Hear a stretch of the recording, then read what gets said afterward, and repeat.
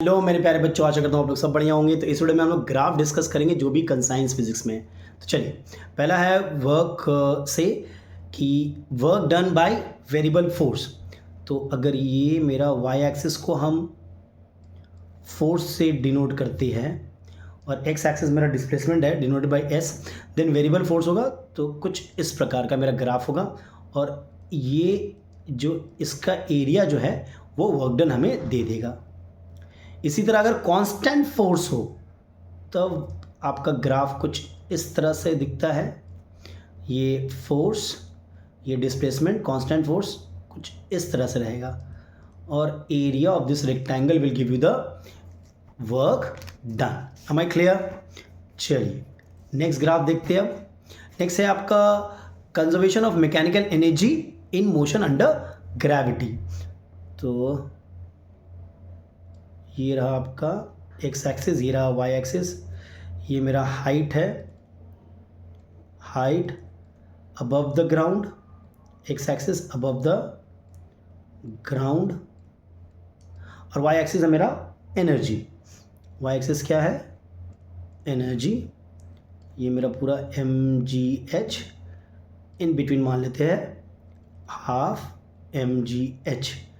तो आपका potential energy कुछ ऐसे बढ़ेगा, बढ़ता जाएगा, ठीक है। और जब हम काइनेटिक एनर्जी की बात बोलेंगे तो कुछ इस प्रकार, ठीक है। ये मेरा h होगा, हमारी क्लियर। और ये पॉइंट होगा मेरा h/2। This is my kinetic energy and this is my potential energy, और ये मेरा total energy that is mgh। Clear है? This is conservation of mechanical energy in motion under gravity. चलिए नेक्स्ट ग्राफ देखते हैं। Next है angle of incidence और angle of deviation का। मिनिमम डेविएशन बड़ा ही इंपॉर्टेंट है। ये रहा आपका angle of incidence X axis और angle of deviation Y axis. तो कुछ इस प्रकार का ग्राफ आता है। यहाँ पे जो है ये आपका डी मिम, ठीक है। और दो एंगल ऑफ इंसिडेंस के लिए आपको सेम एंगल ऑफ डेविएशन मिलता है। देख सकते हो ग्राफ में I1 I2, यहाँ पे डेल्टा मिला आपको।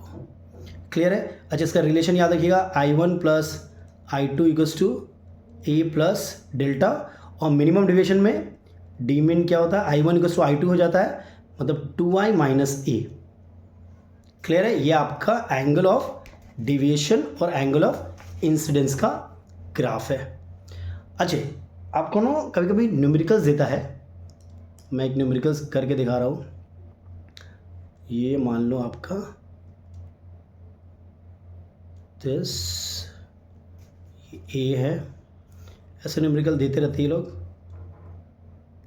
ये आपका बी है और 1 2 3 ये आपका सी है। तो ratio of the frequency, ratio of the wavelength निकालने बोलता है। फ्रीक्वेंसी बोलेगा तो बड़ा इजी है। देखो, इसका फ्रीक्वेंसी 1 ले लो आप, प्रिंसिपल नोट ए है। इसका फ्रीक्वेंसी 2 होगा, इसका फ्रीक्वेंसी 3 होगा। तो रेशियो ऑफ द फ्रीक्वेंसी क्या होगा? 1:2:3। और रेशियो ऑफ द वेवलेंथ क्या होगा? इसका रेसिप्रोकल कर देंगे, मतलब 1/1, 1/2:1/3। अब रेशियो तो होल नंबर में रहता है, तो एलसीएम से मल्टीप्लाई कर दो सबको, तो रेशियो हो जाएगा 6:3:2। ऐसा क्वेश्चन देता है, find the ratio of the frequency, find the ratio of the wavelength, ठीक है। नेक्स्ट, अच्छा, displacement time graph for natural और फ्री वाइब्रेशन, ठीक है, इन वैक्यूम। इन वैक्यूम अगर तुम करोगे, इन वैक्यूम करोगे तो मान लो डिस्प्लेसमेंट ये है, ठीक है, ये मान लेते हैं प्लस ए, ये मान लेते हैं माइनस ए। तो इन वैक्यूम करोगे तो आपका ग्राफ कुछ ऐसा दिखेगा, ठीक है। इन वैक्यूम ये है टाइम इन वैक्यूम, लेकिन अगर इसी चीज़ को आप इन एयर करोगे, डिस्प्लेसमेंट टाइम ग्राफ, ये डिस्प्लेसमेंट टाइम ग्राफ था, ठीक है, इन एयर करोगे तो कुछ इस प्रकार का डैम्प्ड वाइब्रेशन याद है,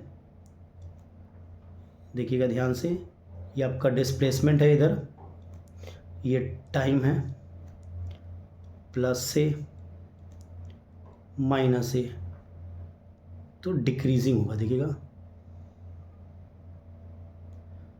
ये आपका इन एयर हो गया, ठीक है, और ऊपर वाला आपका इन वैक्यूम था। तो क्वेश्चन सही से रीड करिएगा, इन वैक्यूम बोला है या फिर इन एयर बोला है, उस हिसाब से आंसर दीजिएगा आप, ठीक है। चलो नेक्स्ट देखते हैं।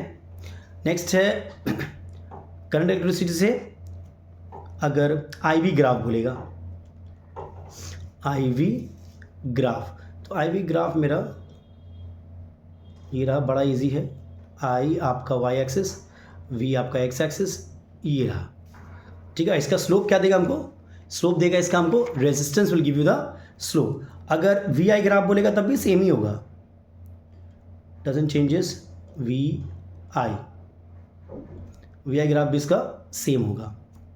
अच्छा, graph for V versus I for non ohmic अगर बोल दिया, अगर नॉन ओम्बिक बोला तो कुछ इस प्रकार का V वर्सेस I का ग्राफ कुछ ऐसा होगा, ठीक है। इसमें देखिए एक इंटरेस्टिंग ग्राफ दिया हुआ है, ये रहा, ये है T1, ये है T2, ये A है, ये B है, V वर्सेस I। तो बोलेगा कि किसका रेजिस्टेंस ज़्यादा है, A या B का, तो of course slope of A is greater, यानी A का रेजिस्टेंस ज़्यादा होगा, ठीक है, V A greater than I, R A greater than R B, हो गया। इसी प्रकार T1 greater than T2, clear है। चलिए नेक्स्ट देखते हैं, लास्ट एक हीटिंग कर्व देख लेते हैं आइस का। देखिए आइस एट 0 डिग्री, सपोज हम चेंज कर रहे हैं, सपोज स्टीम एट 120 डिग्री, अच्छा इसको -20 डिग्री सेंटीग्रेड कर दे रहे हैं, ठीक है। तो देखिए ये रहा आपका y एक्सिस, ये रहा x एक्सिस, -20, 0, 20, 40, 60, 80, 100, 120।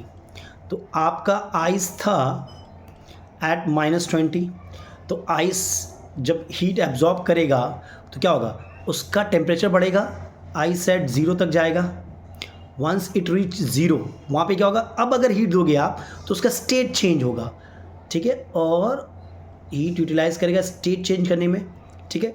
ये आपका टाइम है, ये आपका टेम्परेचर इन डिग्री सेंटीग्रेड, ये ओ ए बी क्या रिप्रेजेंट कर रहा है, स्टेट चेंज।